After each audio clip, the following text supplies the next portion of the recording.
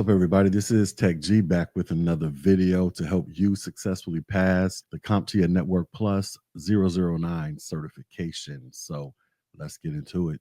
In today's interconnected digital world, network security is paramount to ensuring the integrity, confidentiality, and availability of data. And the CompTIA Network Plus exam emphasizes fundamental network security concepts that IT professionals need to protect networks against ever-evolving threats. In this video, we're going to explore the importance of these concepts, including logical and physical security measures, deception technology, security terminology, compliance requirements, and network segmentation enforcement. Let's begin by talking about logical security, and we're going to focus on encryption real quick. So encryption, this is a critical component of network security, ensuring that sensitive data remains confidential and protected from unauthorized access. And within that, we have two components. We have data in transit, and this refers to data actively moving across the network, such as emails, voice over IP communications, and file transfers. And transport layer security and secure shell protocols, they help encrypt data in transit, which reduces the risk of interception. Then we have data at rest, and this is data that is stored on devices such as servers, hard drives, or cloud storage that should be encrypted using techniques like advanced encryption standard to protect against unauthorized access in case of a breach. Next, we have what are called certificates, and certificates, they authenticate users and systems, helping to establish trust in a network environment. And within that, you have what is called public key infrastructure, and this provides a framework for managing digital certificates and encryption keys, ensuring secure communications and authentication. And then you have what are called self-signed certificates. Now, unlike PKI-based certificates that are issued by a trust authority, self-signed certificates are created by organizations for internal use, typically for development or testing environments.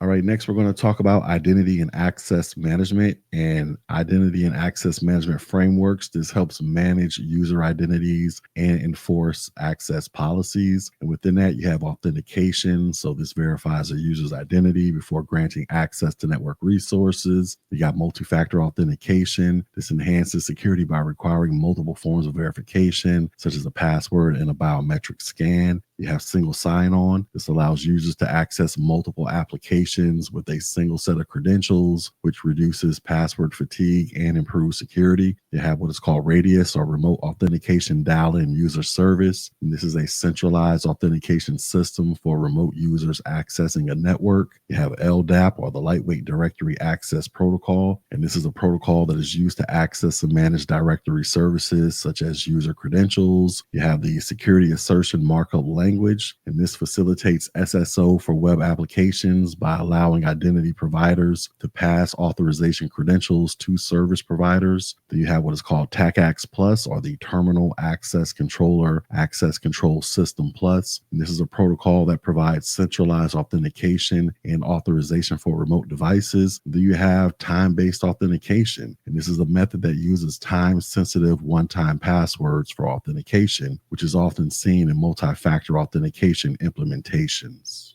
All right, next we have authorization, and this determines what an authenticated user is allowed to do. And within that, we have what is called least privilege, and this is where users are granted only the minimal access required for their role. And then we have what is called RBAC, or role-based access control, and this assigns permissions based on user roles, ensuring consistent security enforcement. And then we have what is called geofencing, and this restricts access to networks based on geographical location, ensuring only that authorized users from a specific area can connect. All right, so let's move on and quickly talk about physical security, and we're going to talk about cameras and locks real quick. So while logical security protects digital assets, physical security prevents unauthorized access to hardware and infrastructure. And within that, we have cameras. So surveillance cameras, they monitor access points and they detect unauthorized activity. And then you have locks. So physical locks, they secure network infrastructure such as server rooms and data centers.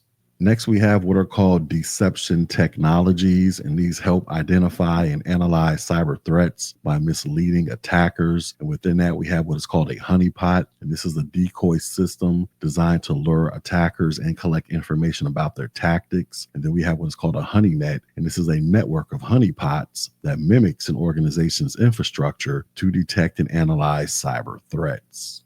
All right, so moving on, we have common security terminologies. So, understanding security terminology, this is essential for network security professionals. So, the first term is that of risk, and this is the potential for loss or damage due to a security threat. You have vulnerability. This is a weakness in a system that can be exploited. You have an exploit. This is the actual method used by attackers to take advantage of a vulnerability. You have a threat. This is any event or action that can cause harm to a network or data. And then you have the CIA triad, which stands for confidentiality, integrity, and availability. And this is a fundamental security principle that ensures that data is protected, accurate, and accessible.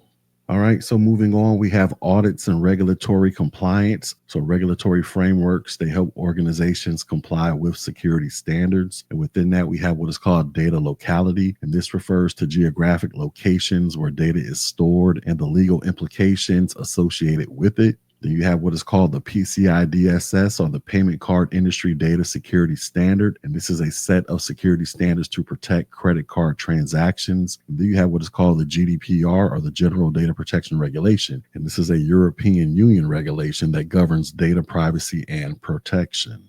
All right. And next we have network segmentation enforcement. So, network segmentation, this improves security by isolating critical assets from less secure environments. And within that, we have the IoT, or the Internet of Things, and the industrial IoT. These are devices connected to networks that must be secured with proper segmentation to prevent unauthorized access. Then you have SCADA, and that stands for Supervisory Control and Data Acquisition. You also have ICS, that stands for Industrial Control System. Then you have OT, that stands for Operational Technology. And all of these are critical infrastructure systems that require strict network segmentation to protect against cyber threats. Then you have what are called guest networks, and these provide separate network access for guests to prevent them from accessing sensitive internal systems. And then you have the concept of BYOD, or bring your own device, and these are policies that should enforce segmentation between corporate and personal devices to minimize security risks.